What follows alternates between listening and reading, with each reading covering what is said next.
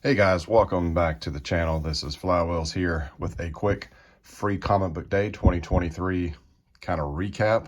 I did not have as much time to spend at the shop and take advantage of the sales and the discounts that I wanted to, just due to some other plans with the family. But I did have maybe an hour, 45 minutes to peruse the free books as well as their dollar boxes that I love to dig through.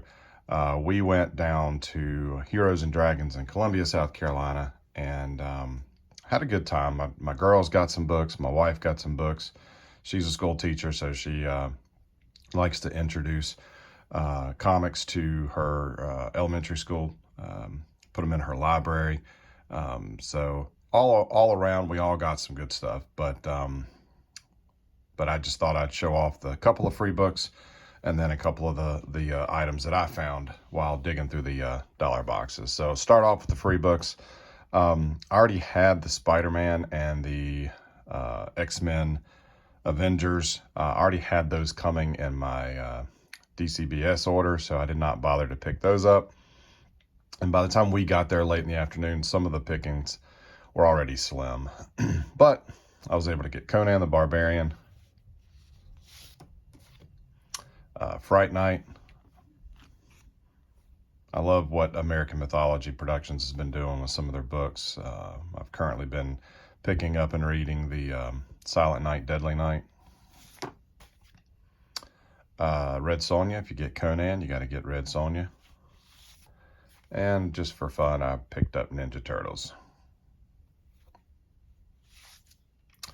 But in terms of the dollar boxes, these actually ended up being 50 cents each. I did not know that. I did not pay attention to some of their sale signs, or did not realize the sale signs applied to their dollar books. So I was a little surprised when I got up to the checkout and my bill was a lot less than I thought it was, which I'm not complaining. But picked up Assassins #1, Amalgam Comics. In my first run through comics, I was buying, and I remember this whole mashup between DC and Marvel, and I've never really been a DC person, but I did think those books were kind of cool. I don't see them show up in dollar bins very often, or if I do, they're just, they're reader copies. They're just totally dogged. But so this was actually, I think, the first book that I found in the back issue boxes, and yeah, I'm bigger into Elektra now than I was probably back in the day. Scott McDaniel art. Yeah, this was a no-brainer. Quickly pulled that one and added it to my stack. Still working on the Mutant Misadventures of Cloak and Dagger series, issue 10. It wasn't bagged or boarded or anything, but it was actually in pretty good shape.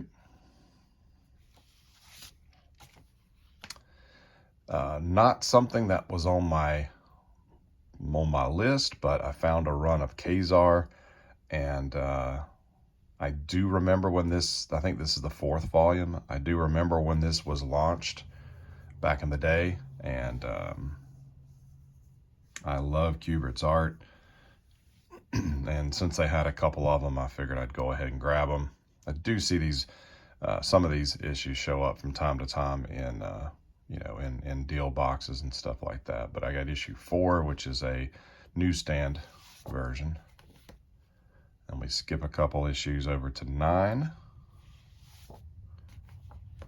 10, 11. I love that cover.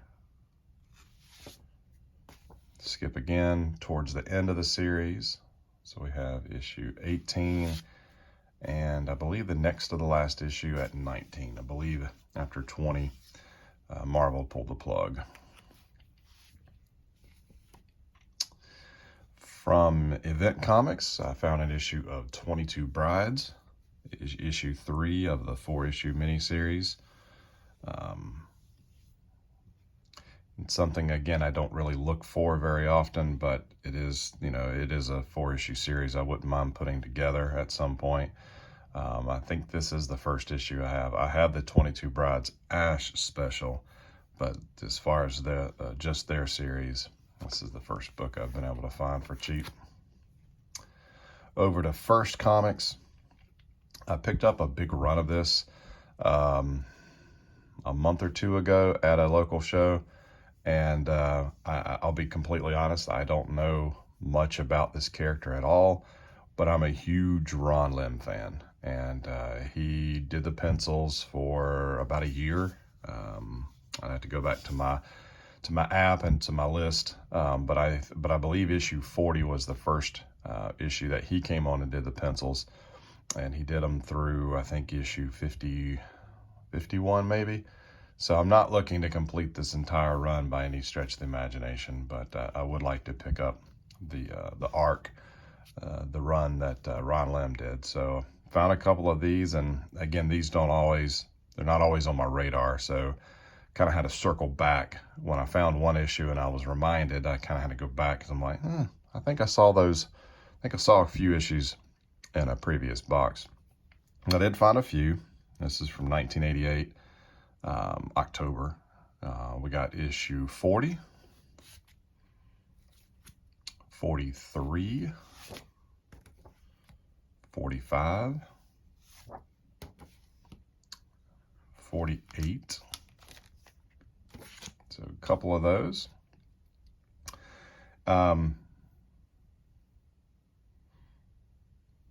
Glory, issue 1. This is a variant cover. Mike Deodato art. Again, this was more just of an impulse buy. It's not really a title that I typically go after, but issue 1, variant, 50 cents. Well, even I thought it was $1, but even at $1, I was going to pull the trigger. Over to Cliffhanger. Not haha funny, but funny story. The Out There series. Love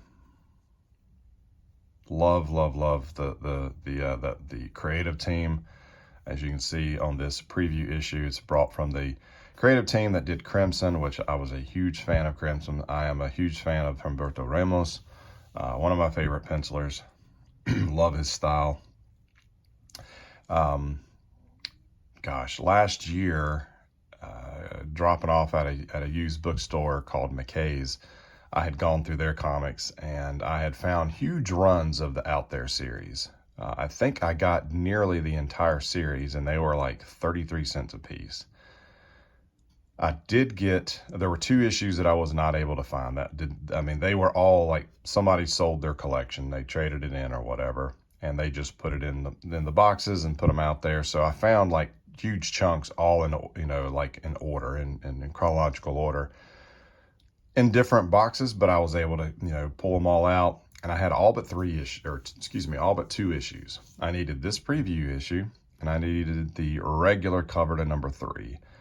Issue 3 did have a variant, but I still had issue 3 on my want list, and of course I had the preview issue. And sure enough, yesterday I found the preview issue and issue 3 back to back in this, in the box. Could not believe it. What were the chances? So that finishes my Out There run, and now I can finally sit down and read it. Over to Malibu. It's not a good day digging through dollar boxes if I don't come home with something Malibu. And I found from their Bravura imprint, I got 2 issues of Jim Starlin's Dreadstar. We have issue 1 and 2. I think I already had 3, so just need the 4th one. And found 2 issues of The Ferret. I've got issue 4 and issue 5. This one's it's not in bad shape, but it's not in the shape that I would prefer it to be in, but I don't see these very often. And next to last, we have Norm Brayfogel's Metaphysic, issue 4. Just added some of these other Malibu titles to my want list. And the last book, the last Malibu book, Protectors, issue 6. So getting very close to finishing this off, and again can finally add that to my read pile. But that is it. That is it. Good little free comic book day. Had a fun time, and I'm glad my girls found stuff.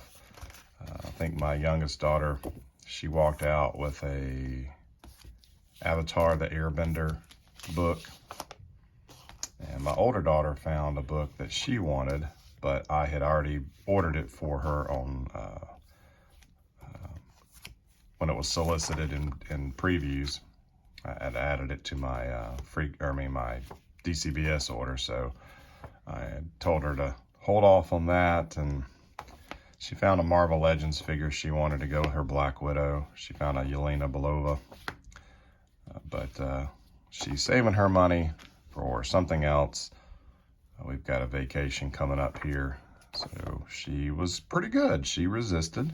She saved her money, and but all in all, good. It was a good show. There was a couple of free comic book day books I wish they had, but they, like I said, we didn't get there till late in the afternoon. So, but anyhow, hope you guys enjoy these type of comic haul videos. It's been a while since I've done one, but we're going into that busy comic season or convention season in the summertime.